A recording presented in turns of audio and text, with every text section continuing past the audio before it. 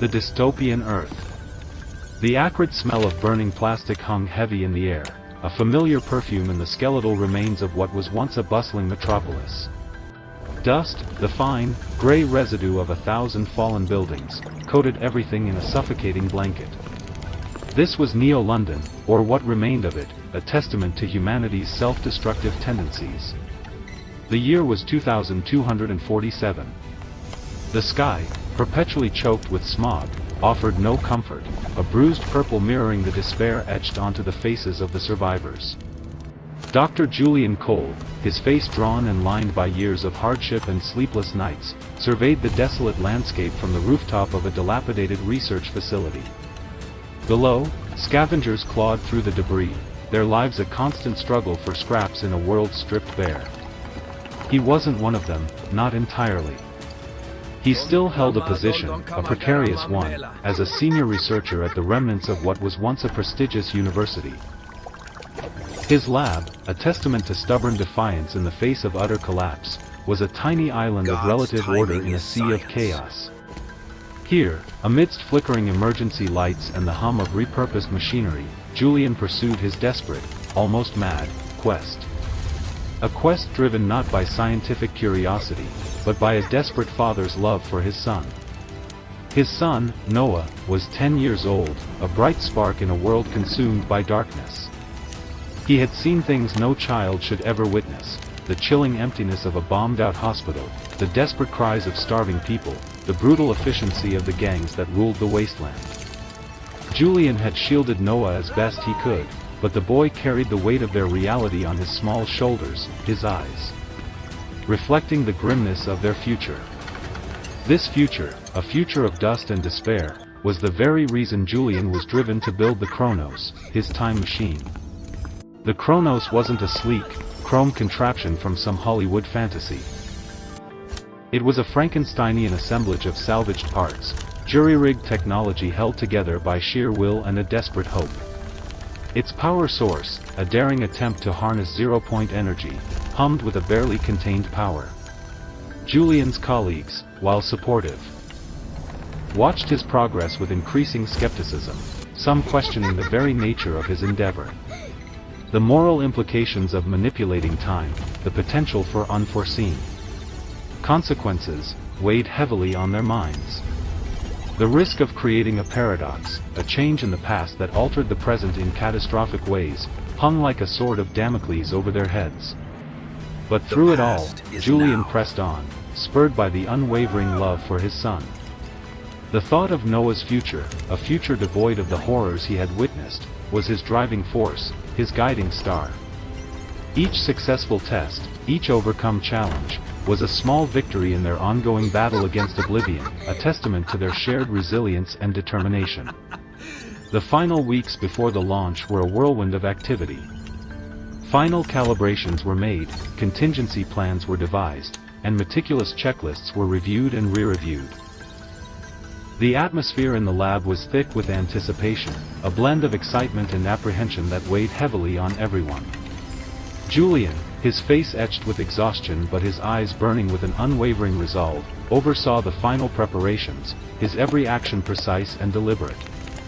He knew the risks, the potential for catastrophic failure, but he pressed forward, his faith in his calculations, his faith in his team, and his faith in something bigger than himself sustaining him. The launch itself was not a dramatic explosion or a sudden burst of blinding light. It was a subtle shift, a gentle hum that resonated through the Chronos, a change in the air that was almost imperceptible. A soft whoosh of displaced air, a slight vibration in the floor, and then, a quiet stillness. The Chronos had done its work.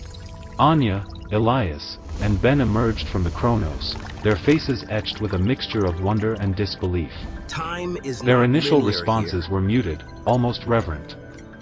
They had spent so long focused on the technical aspects of their journey, on the complexities of temporal displacement and gravitational physics, that they had perhaps underestimated the emotional impact of arriving in a world so different, so vibrantly alive. Julian, however, remained inside the Chronos, running diagnostic tests on the time machine. His face, grim and determined, betrayed none of the wonder that was so evident in the expressions of his team. He was a man focused on the task at hand, concerned with the safety and security of their mission above all else. Even the overwhelming beauty of Bethlehem couldn't distract him from the responsibility he carried. He needed to ensure that their escape was a success, not merely a temporal relocation, but a real chance for a better tomorrow. The emotional aspects could wait. The scientific considerations needed immediate attention. As Cole gazed upon Bethlehem, he felt a profound sense of connection to the past, a kinship with those who had walked these very streets centuries ago. He saw not just a historical setting, but a living, breathing community, its people working, laughing, celebrating life in the face of all odds. He recognized a mirror image of their own desperate struggle for survival, but in this past, the struggle was not yet lost. There was a resilience here, a spirit of faith and perseverance, that resonated deeply within him. The setting sun cast long shadows across the village. The air grew cooler, and a sense of quiet descended upon the scene. Smoke curled lazily from the chimneys of homes, and the distant bleating of sheep echoed across the hills. This wasn't the sterile, technological environment they had become accustomed to. This was raw, untamed nature, nurturing a community of people who lived in harmony with it.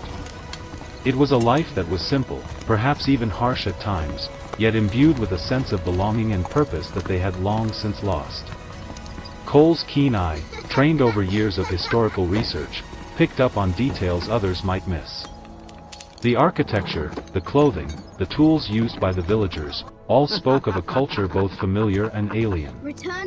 He recognized elements of Roman influence in the layout of the village, alongside indigenous customs and beliefs that hinted at a rich tapestry of traditions dating back even further. He noticed the subtle differences in the way the villagers interacted with one another, their language, their customs, all indicators of a society vastly different from the one they knew. He focused his attention on the religious practices he saw evidence of in the small village. He had, after all, been guided by religious texts in planning this mission. Around them was overwhelming after their decades of existence in a world ravaged by ash and despair. Cole, ever the observer, was the first to break the silence. He cautiously opened the Kronos' hatch, his gaze sweeping across the landscape. Before him lay a small village, nestled amongst rolling hills, its buildings constructed of sun-baked clay and stone. Donkey carts laden with pottery and woven fabrics meandered through narrow, dusty streets. Children, their faces smudged with dirt and laughter, chased pigeons in the village square.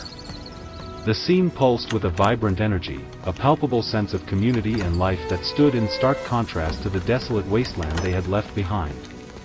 He couldn't believe his eyes, couldn't quite grasp the reality of their situation. The Savior is here. It felt almost sacred. The air vibrated with a different kind of energy, far removed from the sterile, artificial hum of the Kronos' reactor. This was an energy born of human life, of human endeavor, of human connection. He inhaled deeply, savoring the fresh scent of earth and wood, of spices and sweat. It was the smell of life unburdened by the specter of impending doom. For the first time in a very long time, he felt a flicker of hope, not merely the desperate, clinging hope of survival, but a genuine, life-affirming hope for a better future. Bethlehem, he whispered, the name resonating with a depth of meaning that transcended its historical significance. He had studied this place, this insignificant village on the edge of the Roman Empire, for years. He had immersed himself in its history, its geography, its culture. But nothing could have truly prepared him for the sheer reality of being here, of breathing the same air, of walking the same ground as those who had lived and died here nearly 2,000 years ago.